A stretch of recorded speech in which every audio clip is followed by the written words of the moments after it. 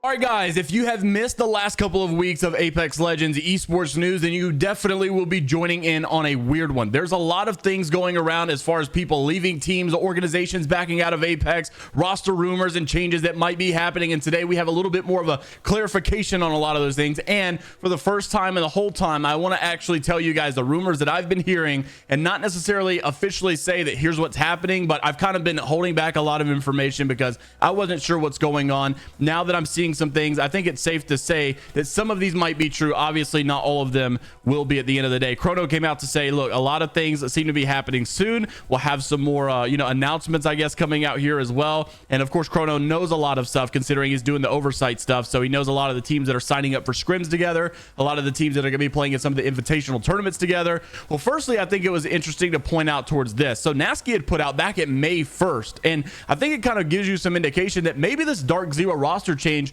happened way before LAN actually happened. You look at them and you say, okay, Pro League winners, surely they're going to stay together. Second place at LAN, surely they're going to stay together. But maybe there was a decision going into this already that this team was going to break up after this LAN was over. Sikezz came out to say, get them while they're hot. And he was responding to Nasky saying a limited edition of jersey, which is a Dark Zero Sikezz jersey. Why in the world would he say that? What was it? What were they talking about? Well, now that you know all the rumors going on, it makes it sound like maybe there was some sort of notion that this roster would be not together at the end of the finals or at the end of this tournament and after everything was said and done. And we'll explain why here possibly in a second. So firstly, you had this Sword Gaming tournament that was showing a lot of the rosters playing together, and on one hand, there's a lot of content teams in this, right? A lot of creators that are joining. On the other hand, maybe there are some actual roster changes that are trying to practice themselves out or whatever the case may be. Some people that are just trying to maybe get a feel for some of these other players out there. Some of them that are actually thinking about teaming with one another. Therefore, they signed up for the tournament together.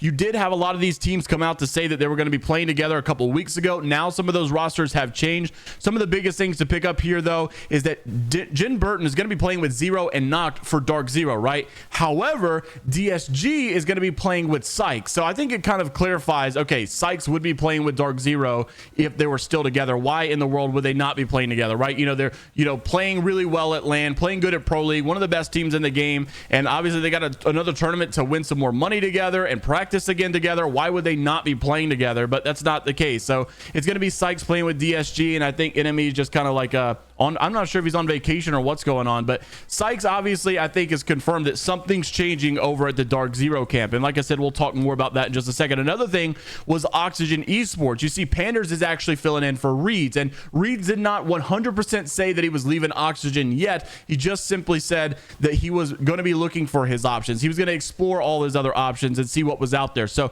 Oxygen may also be looking to kind of mess with their new third and see who that's going to be. Another thing that a lot of people were drawing attention to was the XSET roster being Nocturnal with Reptar and Fun. We'll see. Like I said, a lot of these teams that kind of announced themselves were somewhat of content teams, so take it for what you will, I guess. But another thing I think is probably the biggest one here is the Luminosity roster. So you saw this, they're playing this tournament with all of their teammates, right? Sweet Dreams, Funk, and Slayr are all in this. So you're like, okay, makes sense. And of course, LG's probably going to stick together. It seemed like there was a positive response after all of this. However, that was not the case all the way through, which, by the way, I should also mention, Koiful would be playing with SSG, and that's kind of expected. We've already made mention Koi was kind of trialing and practicing in scrims with SSG already, so that would possibly be a Frex drop, or maybe Frex moving on from this roster and Koi getting involved. So I think that would be a very interesting one to say the least. But the big one though was the Luminosity one. So Slayr came out just hours ago to say he is looking for a team. What in the world has just happened, and why is this going on? And I'll explain why in a second. So Slayr said top 10 first LAN, also top fragged LG as an anchor, one of the most level-headed players in the scene. Obviously got into a little bit of a scuffle about the terminology here, like top fragging whenever you've got least damage. Well, frags still matter at the end of the day, and a lot of pros coming back to back up Slayr here. Parsnip's always a guy looking to say something. I mean, I like the guy at the end of the day, but I do think this one was a little out of pocket. I think Slayr's a great player. He's shown a lot of value here at the LAN. So we'll see how Slayr actually falls into place and which team could he potentially be looking at going. And why did he move? Well, he basically said that they were going to be trialing a new third. So not to hate on anyone, he said the decision involved basically was because they decided to try out some of the most experienced players to ever play the game. Remember that quote, and I'll give you my presumption, I guess, of all of this as well. He says, I don't have time to wait for their decision. So, with Pro League so soon. So Slayr says, look, I'm not going to just wait on the sideline and get, screwed over last second. I'm going to go ahead and find me a team where I can solidify myself. LG is looking for a new third. And he said the most experienced players in the game. So who would that possibly be? LG could potentially be looking at, Koifel. Obviously, I'm assuming he's not going to jump immediately to SSG. He's probably going to trial with SSG. He's probably going to trial with, I wouldn't even be surprised to see like a Dark Zero trial or something along those lines, depending on what Dark Zero is going to do. And then also, I wouldn't be surprised to see an LG trial there for Koi as well. And then on the flip side, you have the potential stuff that we talked about the other day. Verholz might be leaving TSM. So let me just give you guys the information I've been hearing. So TSM would be leaving Apex Legends, and we actually saw that from another content creator as well, already claiming that stuff. So it seems very likely within the realm of rumors that TSM is leaving. TSM is out of Apex, and they're going to be gone. Now, what does that make any sense, considering they just posted they're going to be at the Esports World Cup showing Apex clips? I don't know. I'm just telling you what I've been hearing. TSM would be out. Imperial Hal may look to join Dark Zero. That's another rumor that's been going around, and basically change his role from an IGL to a fragger. Let Zero do the IGLing. And then also Raven could potentially look to join Dark Zero with Hal, and ZZ may be there as well. Maybe they just hire more coaching staff and figure out how they're going to do the whole coaching on stage, maybe even 2 coaches on stage or whatever the case may be. But those are rumors that have been going around. And so in that case, I'm not sure where reps would go or what reps would do, but Evan had also been posting, the Dirk meme. So maybe Dirk, maybe he's going to just go win a championship by himself and doesn't need this super team roster. So that's the consensus that's going around. Super teams are being built in North America. People are coming together to build the absolute best rosters in the world, rather than we'll just pick up the pieces. We'll take what's best. I think LG has put themselves in a great spot. If they pick up another player like Verholz, if they pick up another player like Koifel, as much as I love Slayr, I do think that those guys are some of the most experienced players in the game, like he said. And of course, you got to look their way. At the same time, I think Slayr can improve a lot of rosters. At the same time, I think Dark Zero's looking at a very interesting roster change. I think Sikezz is going to improve whatever roster he falls on if all of this stuff turns out to be true. Of course, at the end of the day, right now it's all rumors, but it seems very likely that we know the direction that this stuff is headed, especially with the Sikezz stuff. I can't imagine that they're baiting that long to have Sikezz not play with them in this recent Aces tournament. And then also, some of the memes that were coming out before LAN, I think it all starts to make a little bit more sense. Now, that's not the only roster drama going on inside the scene. Rowie also was amidst some drama inside of the Reddit thread. So Rowie was called, quote, a hypocrite after announcing his new team. So the too long didn't read. I want to give you guys a synopsis over here on Reddit because I'm a little bit less, in tune with why these guys are upset, but a lot of people seem to be upset with Rowie inside of this. So the too long didn't read is that Rowie's going to be joining AGL after he announces that he will create a new team of his own.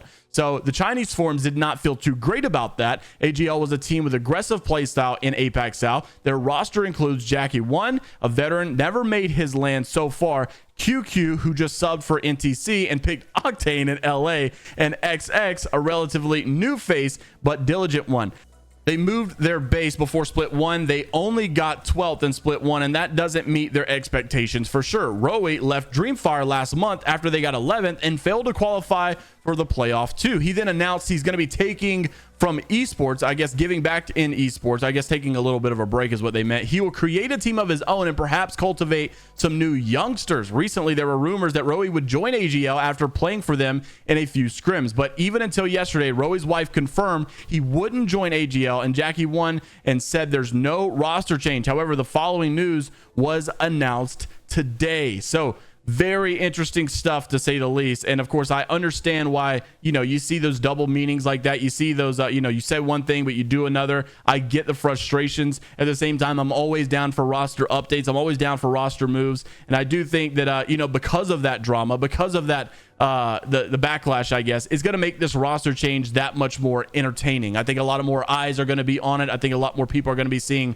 what comes out of it. Also wanted to mention the Esports World Cup, of course, seems to be having groups as well. It's going to be done a little bit differently than what you're used to seeing. However, it's going to be very similar in the same way with the way that the format's going to work. But they do seem to have groups in place, and those would be Group A, consisting of Dark Zero, Disguise, Reject Winity, Crazy Raccoon, Aurora, 07, Legends Gaming, Serenity, Then you've also got some open qualifier spots that would go in there. Then you've got Team Liquid, Luminosity, Kennetrip Gaming, Red Rams, Made in Heaven, Omit, TYK, Boogie Borders, and then of course some more open qualifier spots as well. Then in Group B, you would have Moist Esports, Elevate, Fnatic, HAO, Navi, Passion, Wonton Dumpling, Virtus Pro, some more open qualifier spots, and then TSM, SSG, Riddle, Northeption, Alliance, 2R1C, MDY White, and Heroes, and then of course more open qualifier spots as well. Now, the weird thing about this is, of course, we're talking about all these roster changes. How will this affect this?